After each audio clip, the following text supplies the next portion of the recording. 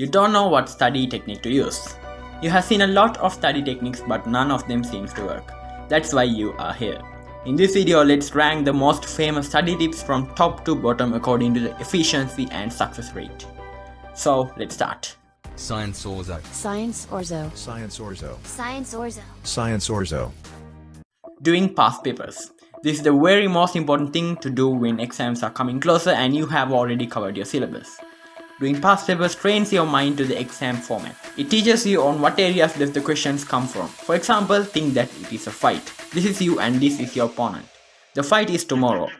You learn how to fight.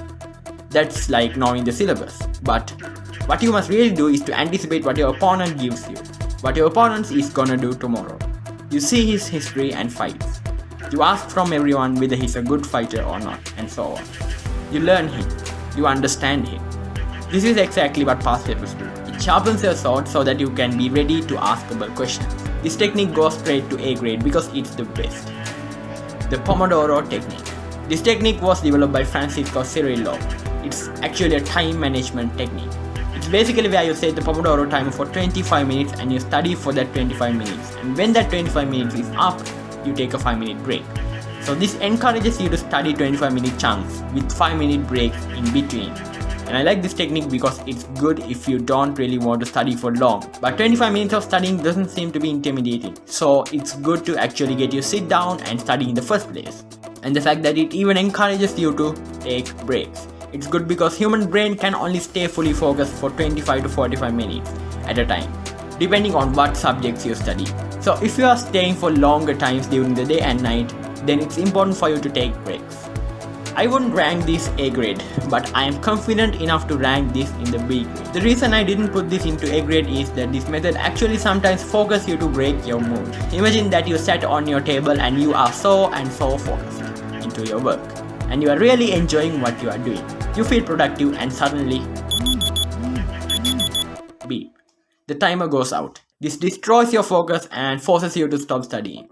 So when you come again after 5-minute break, you might not have this focus earlier. So this technique, I'll rank it in the rank B. The Feynman technique. This method was developed by Richard Feynman. He was a Nobel Prize winner actually. He was a really good teacher. The whole point of this method is to explain the concept you learned to someone. It must not be a person, it can also be your pet. Now teaching can go on from like speaking into writing. You can just write it in a blank paper or you can just teach it. Yeah, teach your pet about anatomy. So during this method you can break down a large concept into a small one and teach it to someone like that. When doing this, your brain forms an extraordinary connections within neurons, which in turn help you to remember more efficiently. This method has its downsides too. Actually, this is not something which you want to try when nearing your exam. Because although this method is great, it is slow. Very slow. You can start explaining the Newtonian laws for an hour, but you haven't even touched the other parts. And also, I haven't used this method for a long period of time. Considering all this, I can rank this method in a B grade. Next comes rereading and cramming. The simple, most stupidest thing a person can do before an exam is rereading and cramming. Of course, I have also done cramming for exams. And also I have read books over and over again, hoping that it will stuck in my brain. I have said you countless times that rereading is not gonna work.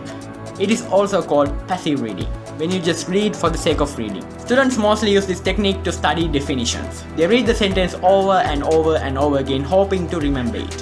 How many of you have done it? Literally 99% of students have done it. But it's scientifically proven that it's not gonna be effective as other study methods. It's simply gonna waste your time rereading. Instead, use something else. So I'm gonna rank this in F grade. Next comes active recall. This is my favorite. Active recall means asking yourself questions. When you just read a paragraph and close your eyes, ask yourself what you just read, ask yourself what was its content, then you have actually used active recall. I have been saying this method to be the most effective out of all, but past papers and active recall must go parallelly because they both retrieve information out of your brain. So if you want to know about active recall, these two videos are for you. So one of them might be showing up there somewhere in a card. So this method goes to straight A without any doubts. Next, watching YouTube videos. Excellent way to understand something which you don't understand.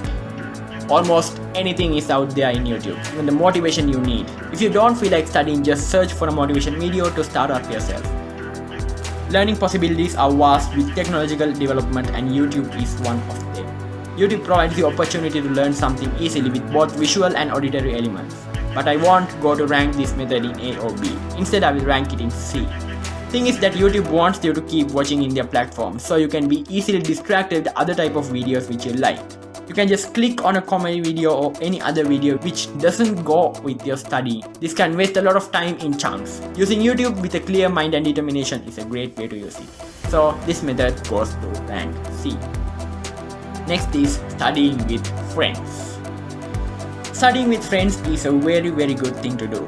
It helps you to communicate. It doesn't make you feel bored. Studying with friends is what most university students do actually. The downside of studying with friends is that you can easily get distracted. Your friend might come up with something like, "Did you watch this movie?" And then goes the cycle. You get distracted. You spend a lot of time there, but you have only learned a little. If you have more strong friends, with determination, then it might not be the case. However, I am unable to rank this in the top 3. I could rank this method in the S grade.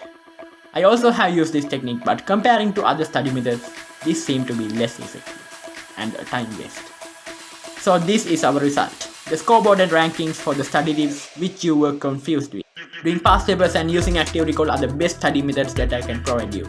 These top methods are scientifically proven to alter your way of thinking and remembering information rather than cramming.